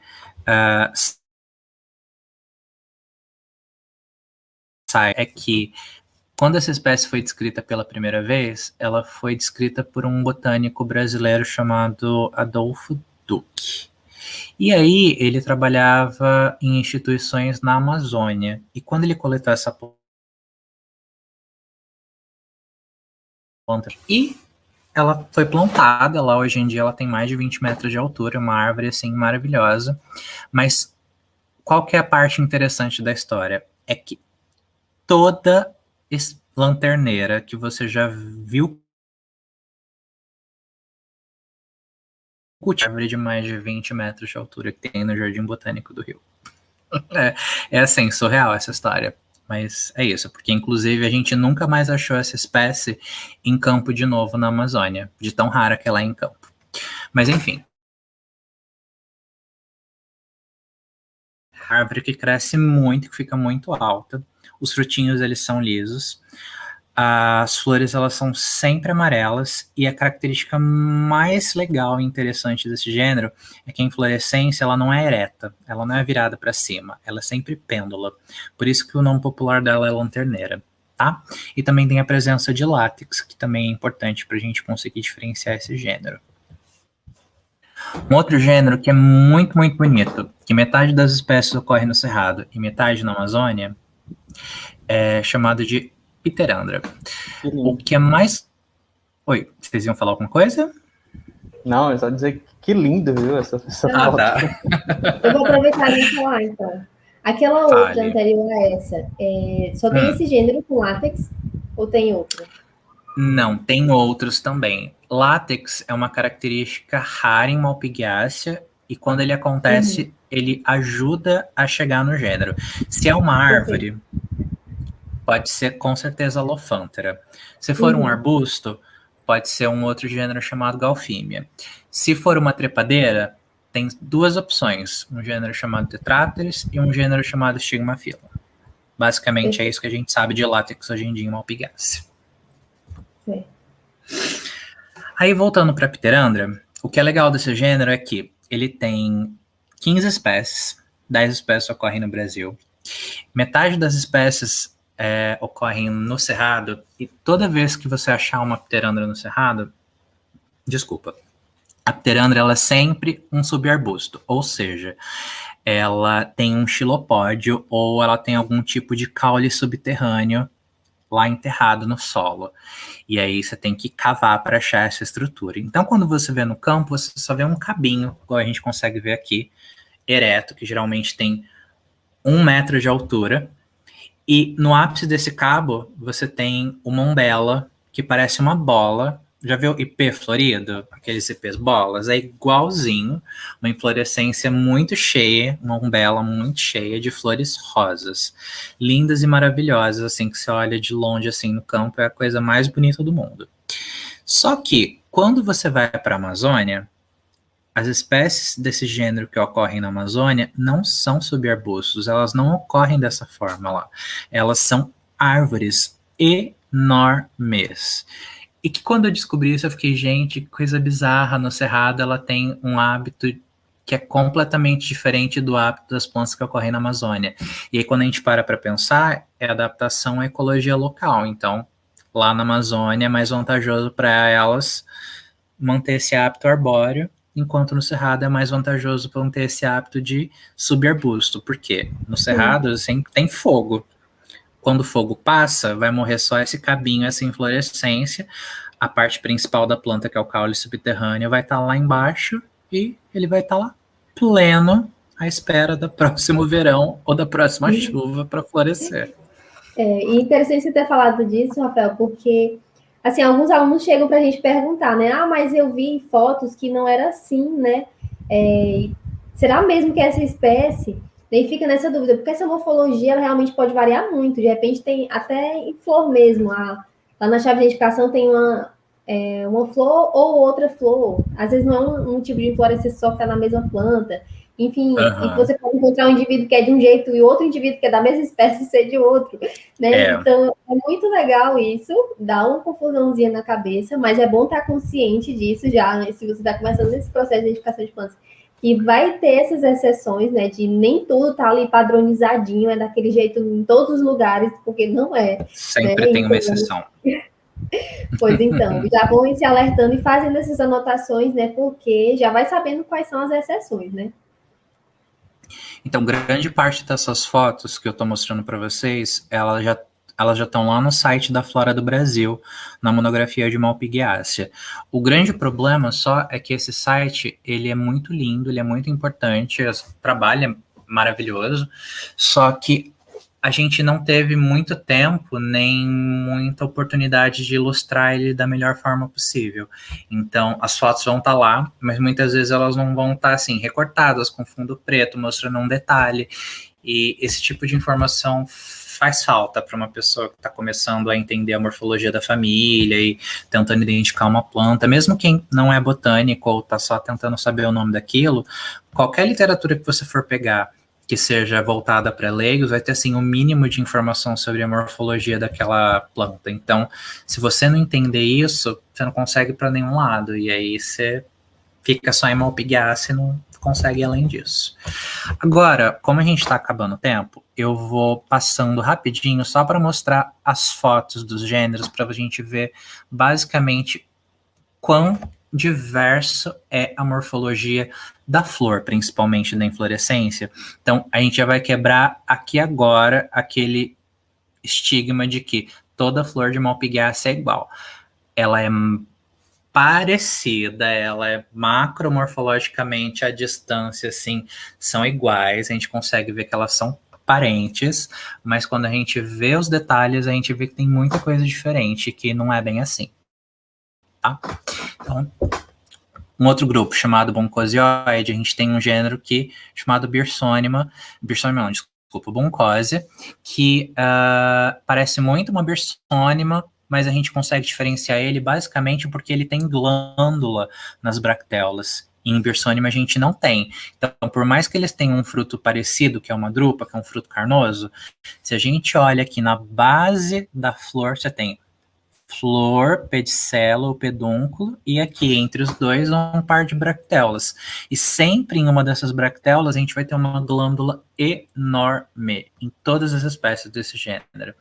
E aí a gente já consegue ver que, opa, isso não é Bersonima, porque eu falei que o quê? Bersonima não tem glândula em folha, ela só vai ter glândula no conectivo. Então, não pode ser uma Bersonima, é uma Buncósia. Aí os erióides a gente já começa a falar um pouco das trepadeiras. As trepadeiras têm uma morfologia também floral muito grande. Então, olha que bonito, por exemplo. Essa flor, as pétalas laterais são amarelas e a pétala posterior a gente tem várias estrias avermelhadas. Fora isso, o fruto ele tem um formato de gravata borboleta, né? 2 alas laterais, e o ápice dos estiletes aqui, da parte feminina da flor, ele é um cinado, ou seja, ele parece uma unhazinha de gato. Então tem várias coisas que são detalhes pequenos que a gente precisa olhar para a gente conseguir diferenciar esses gêneros. Ireia, um outro gênero de trepadeira também muito lindo, e a coisa mais fácil que tem para a gente identificar uma ireia é um par de bigodinhos no pecíolo da folha. O que são esses bigodinhos? São estípulas epipeciolares, aquelas estípulas que acontecem no pecíolo e não entre os pecíolos. E aí, fora isso, vegetativamente, a gente principalmente é isso, mas quando a gente vai olhar na morfologia das flores ou da inflorescência, as flores estão sempre agrupadas numa umbela, então é sempre uma umbela de 4, 5, 6 flores. Então, só com essas características a gente já consegue matar. Tem bigodinho no pecíolo? Tem umbela? Ireia. E mais o fato dela ser uma trepadeira, ou uma liana, né? Que é um sinônimo. A Elaphopteris, que é um outro gênero de trepadeira muito bonito, que tem frutinhos em formato de V, com 2 alas laterais que estão apontadas para cima. Aí a gente tem um gênero chamado Alícia, agora já começam as coisas que são tóxicas.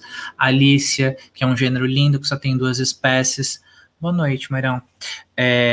Que as pétalas são brancas ou rosas, e aí a pétala posterior ela é sempre mais longa do que as outras, e tem uma cor diferente.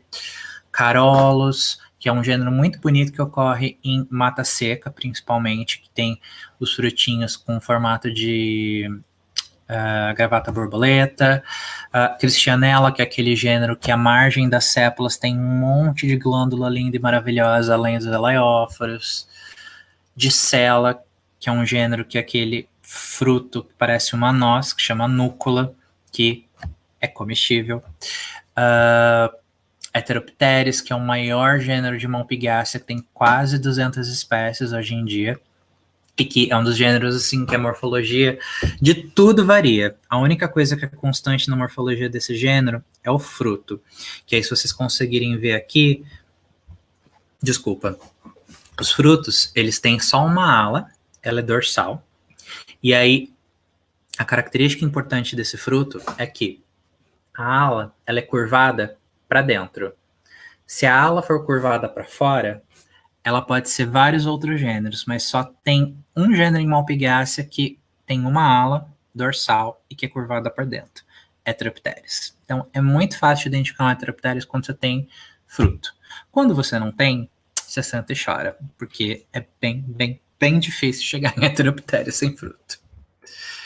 Em Malpighióides, que não tinha foto, só tinha uma ilustração, que não vai ser tão legal.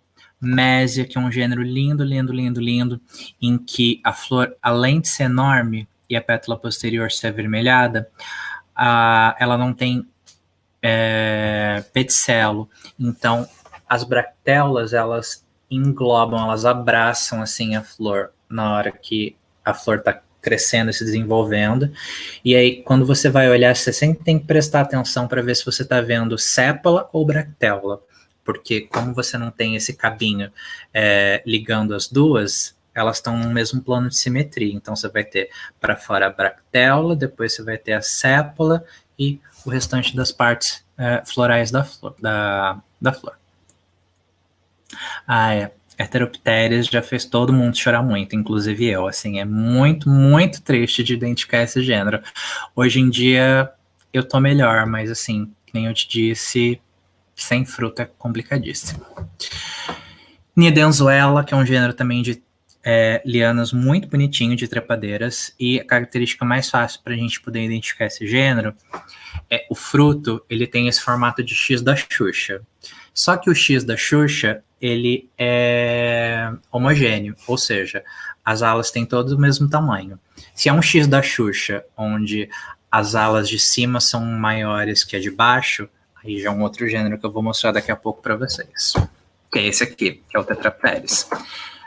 Eles eram muito confundidos no passado, inclusive todas as espécies de Niadenzuela eram tetrápteros no passado, aí foram fazer molecular e viram que eram coisas diferentes, e quando foram olhar para a morfologia, viram que basicamente a diferença, além da morfologia da inflorescência, o fruto é diferente. Então, X da Xuxa homogêneo Niadenzuela, não homogêneo Tetrapteris. Aí os estigmafilóides, que são basicamente todos os gêneros de Malpighiaceae que vai ter, muita glândula e que vai variar o número de estames. Então, por exemplo, o Banisteriopsis é um gênero lindo, ele tem muitas espécies no cerrado, tanto de arbusto quanto de trepadeira, e que você tem... Ai, meu Deus, o que eu ia falar? Perdi o fio da meada. Tá, lembrei, dos estames. Sempre 10 estames férteis. Diplopteris é um gênero próximo que a característica mais importante para a gente identificar ele são duas, na verdade. Tá vendo a pétala? Na face de baixo da pétala ela é sempre peluda.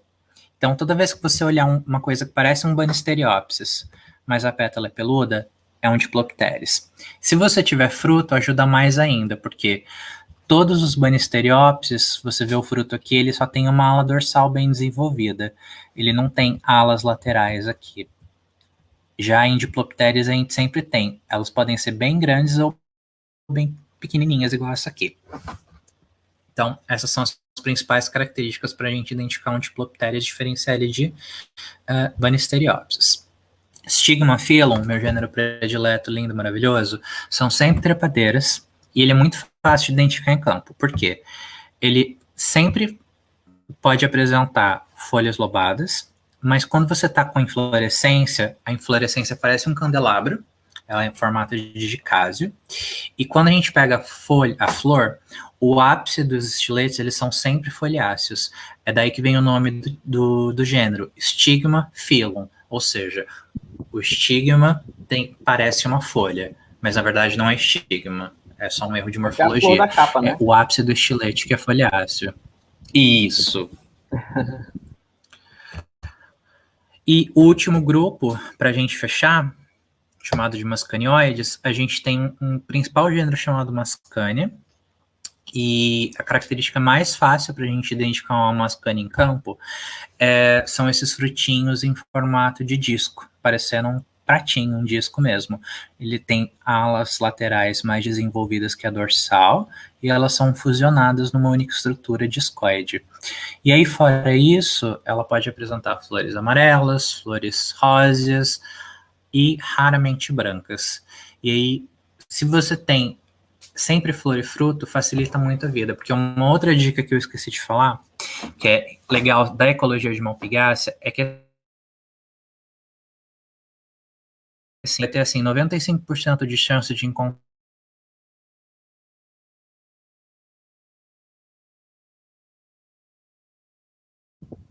Travou aqui.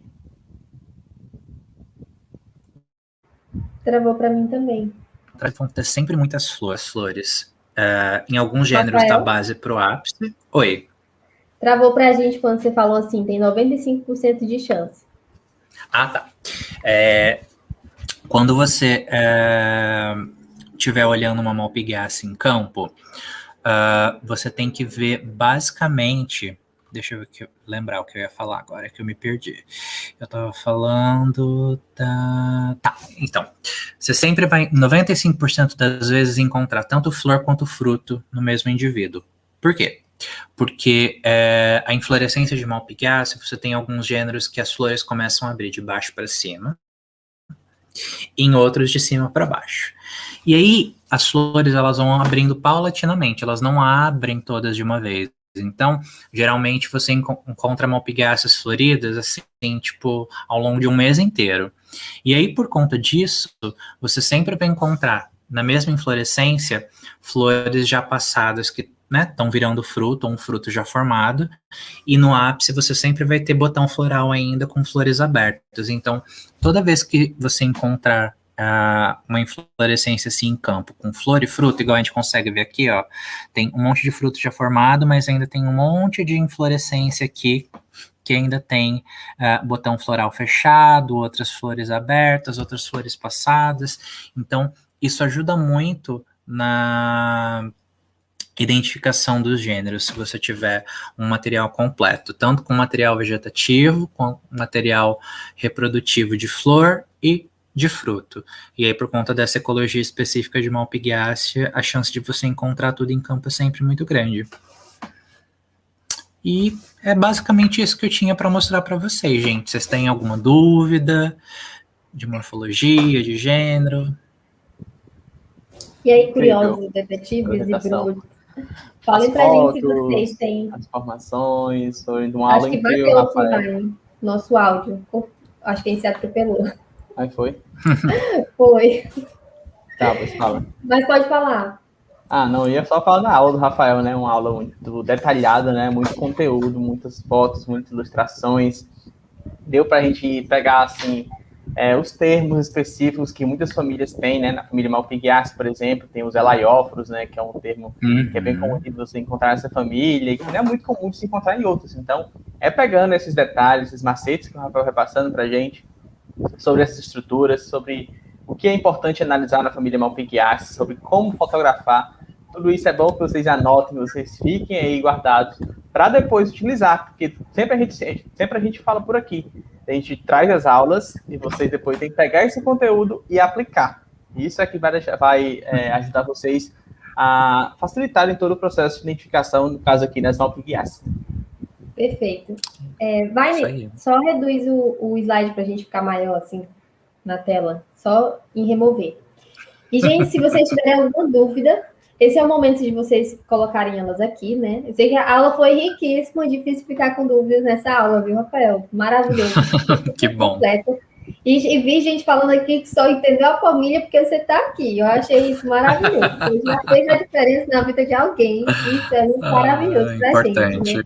E o Rafael falando aqui, eu vendo que eu tenho algumas fotos aqui, né? Aí ele falou de buncose. A buncose tem a glândula grande. Eu não tinha percebido, mas eu vou olhar aqui nas fotos, vai que eu tenha tirado a foto, né? E aí eu geralmente tiro foto de vários ângulos, né?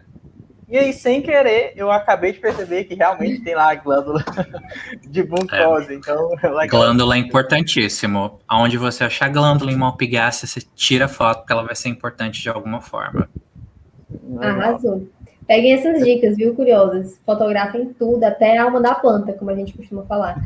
Porque depois vai ser difícil você voltar lá, né? Se for um local difícil, com certeza. até você vai voltar para pegar um detalhe que ficou faltando, né? Então, na dúvida... Duas dicas em relação a isso.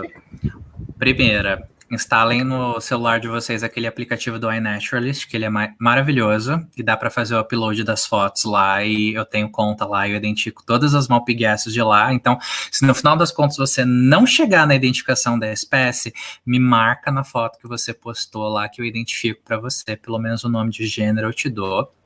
E uma outra coisa em relação a Malpighiaceae que eu ia falar aqui, eu esqueci que eu já perdi o fio da meada de novo, era sobre o quê? Deixa eu ver se eu lembro. Não vou lembrar mais, mas enfim. Façam essa questão do iNaturalist, porque ela é muito importante para gente que é botânico, que trabalha com identificação dessas plantas, com taxonomia, porque muitas vezes a gente não tem a chance de ir para campo, em um determinado lugar do país, um determinado lugar do mundo, para ver essas plantas ao vivo. E a única fonte de informação que a gente tem são essas plantas ao vivo. Exatamente. Maravilhoso esse site. Se vocês não conseguirem ou não quiserem fazer no celular, também dá para acessar pela internet, normal, pelo computador. E ele é muito, muito, muito bacana. Eu já consegui, assim, fotos de gêneros que eu nunca tinha visto em campo e que são raros, porque alguma pessoa deu sorte de fazer uma trilha, hoje está passeando, achou a planta bonita, tirou uma foto e postou lá. Eu fiquei, meu Deus, você tirou foto desse gênero, como assim? Me dá essa foto agora, por favor. E é muito importante, eu aprendi muito sobre morfologia de malpighiaceae vendo foto de planta em campo. E quando não fui eu que tirei, ter fotos bonitas de outras pessoas ajuda muito. Muito, muito, muito, muito. Com certeza. Então já fica a dica aí para vocês também, né? A gente já vem falando do iNaturalist desde a aula do Vinícius, que ele deu aula sobre Asterácea, né? A gente tinha noção, assim, do aplicativo, mas a gente não usava. E desde então a gente começou a usar e estamos adorando e falamos demais dele. E acabamos, né, sem querer querendo, compartilhando conhecimento para quem trabalha com esses grupos, né? Que está ali doido para saber onde é que essa conta ocorre. E aí tem vocês aqui que estão nessa aula, que vão tirar foto dessas plantas, botar nesse aplicativo. Se vocês instalarem, marque a gente, vamos querer saber se vocês estão por lá também, né? Para a gente trocar uma ideia. Ali, ó. Sim, a pergunta do Geraldo. Seleciona aqui, vai, por favor. Qual a importância das flores? Desculpa, lê aí. Eu não estou conseguindo ler. Qual a importância das flores cleistogâmicas para a família? E qual o nome do aplicativo? Exato, acho que era o iNaturalist, né? Isso. Bom, o que é uma flor cleistogâmica? É um termo difícil para entender para pessoas leigas ou que não são biólogos. Em linhas gerais, é uma flor que ela dá fruto sem precisar ser polinizada. Ela dá um jeito de se autopolinizar ali muito louco, que eu não vou entrar em detalhes. O nome do aplicativo é iNaturalist, ou seja, iNaturalist, com T mudo. Voltando nas cleistogâmicas. E aí, tem pouquíssimos gêneros em malpighiaceae que acontece esse tipo de flor. E quando isso acontecer, se você vê em campo, tipo, um indivíduo que tem flor aberta e um indivíduo, nesse mesmo indivíduo você tem um fruto que está sendo formado de um botão floral, assim, bizarro, porque a flor nem abre, você sabe que tem esse tipo de diferenciação nas flores. Então, é fácil de você chegar em qual gênero que pode ser de malpighiaceae e registrar o tipo de ambiente em que ele ocorre, por exemplo, o bioma ou o tipo de vegetação, também ajuda muito, porque a gente vai se guiando primeiro, sempre pelo tipo de bioma e de vegetação. Então, não adianta você tirar uma foto de malpighiaceae linda e maravilhosa e postar para mim no iNaturalist ou em qualquer outro lugar e não me dizer a localidade, não me dizer o tipo de ambiente. Porque sem esse tipo de informação, eu não consigo ter informação básica para eu saber, ok, ocorre na Caatinga, foi coletado em tal estado, então pode ser X, Y ou Z. E dar uma filtrada, porque vocês imaginam, são 1.300 espécies, e 1.000 espécies ocorrem só. E qualquer informação ajuda. Sim, que bom que você tocou nisso também, Rafael, sobre entender um pouco sobre o ambiente. Vou até aproveitar e falar um pouco do nosso curso, que tem a ver com isso, né? Porque quando a gente construiu o curso, a gente construiu em 5 etapas, né? E a primeira etapa se chama observação, que é onde a gente fala exatamente sobre isso, sobre você conhecer o ambiente, as fitofisionomias, qual bioma que ela está inserida, você tirar foto do ambiente, entende? Porque a gente tem que ter noção de todos esses aspectos, justamente pelo que você falou. Então, quando a gente pensou em construir o curso, a gente colocou isso como etapa fundamental, e a primeira, logo, que é para você chegar no ambiente e já dizer onde é que eu estou, né? Onde é que eu estou? E aí você começa, então, a fazer o registro, fotografar, que é o passo 2, que é do registro. Depois, analisar os caracteres morfológicos. Depois, você entender qual é a família, né? O quarto passo são famílias botânicas. E o quinto passo é fazer a pesquisa de forma, né, mais científica possível, mais precisa possível, recorrendo a materiais que vão colaborar com vocês nessa identificação, né? Realmente, é muito importante essa fase. E é uma coisa que sempre todo mundo esquece. Todo mundo lembra só de fotografar a foto, mas aí depois não lembra de onde fotografou. Já aconteceu muito, tipo assim, chegar, ter a foto para identificar, e aí precisar da foto do ambiente e não ter, entendeu? E a gente ficou, não, isso aqui nossos alunos não vão passar, né? E aí a gente coloca tudo lá e compartilha com eles. Mas já estamos compartilhando aqui com vocês também, né? Que é uma dica, assim, preciosa. Não e na dúvida, sempre tira uma foto macro, assim, tipo, mostrando a planta no ambiente, e depois vai para uma coisa mais específica para ver alguma característica que você achou muito peculiar ou diferente, que você acha que pode ser importante, porque esse tipo de foto, por mais que seja uma foto só da planta no ambiente, mas ser uma foto focada e a qualidade dela de tamanho de imagem for uma qualidade boa, você consegue dar zoom, você consegue ver tudo que você precisa. Então, assim, uma boa foto bem tirada, ela faz toda a diferença para a gente conseguir chegar numa identificação mais precisa. É verdade. E assim, a fotografia é muito importante, né, nesse processo de identificação. Toda vez que eu fotografar uma planta, eu fotografo primeiro o ambiente que ela tá pegando, sei lá, tá nas dunas, né? A gente fotografa a planta mostrando nas dunas, aí eu fotografo as folhas, a filotaxia das folhas, a parte de cima, a parte de baixo, se tem estípulas. A gente anda sempre com a macro, a lente macro que a gente tem, que acopla no celular, e a gente consegue visualizar, por exemplo, estípulas pequenininhas. Fotografar a inflorescência, a flor de frente, de trás. Então, quanto mais fotos, melhor vai ser. Sim, e uma foto macro dessa, assim, mostrando a planta no ambiente, dá oportunidade para a gente conseguir ver qual é o hábito da planta de verdade. Porque se você tira foto só dos detalhes, tem muita coisa que tá ali no limiar entre arbusto e trepadeira. E aí você fica, tá, fulano, mas isso que você fotografou era uma trepadeira ou um arbusto? Ah, não sei, não lembro. A flor era tão bonita. E aí você não consegue ir para lugar nenhum nesse tipo de situação. É a famosa fotografia artística que a gente chamou por aqui no Vídeo Planos, né?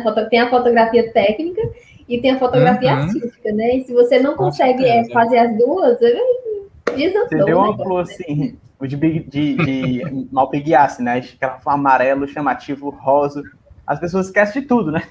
Só que é a flor mesmo. Se eu te contar quantas vezes uma pessoa chegou para mim com uma única flor de Malpighiaceae e perguntou, ai, o que é isso? Qual que é o nome? Malpighiaceae. Só. Gente, se vocês não têm mais dúvidas, nós vamos encerrar por aqui, porque lá onde o Rafael tá, já vai dar meia-noite, né, Rafael? Já tá finalizando o dia. Então a gente vai encerrando por aqui, a aula vai ficar salva por alguns dias, né? Quem não conseguiu pegar do começo vai ter um tempinho aí para assistir. Deixa aqui meu abraço a todos e todas que assistiram a aula, ficaram com a gente aqui até o final. Ainda dá tempo de vocês compartilharem, chamar pessoas para assistirem, né? Que vai ter um tempinho ainda. Agradeço imensamente, Rafael, por você ter topado estar aqui com a gente, pela sua aula, que foi magnífica. Ajudou muita gente, esclareceu muita coisa. Muito, muito obrigada mesmo, viu? Por nada, eu que agradeço o convite. Noite maravilhosa, né? Falar sobre plantas aqui, apesar de nosso dia geralmente ser corrido, né? Sempre vamos parar, conversar sobre as plantas. A gente viu muita coisa de ecologia também, a aula incrível do Rafael. A gente agradece muito, Rafael, pela participação sua e também por compartilhar tanto conhecimento aqui conosco, e também a todos que assistiram aqui. Não se esqueçam que toda semana, às terça-feira, a gente tem aula por aqui, geralmente às 8 horas, hoje foi às 6 horas, por causa do fuso horário, mas sempre estamos por aqui.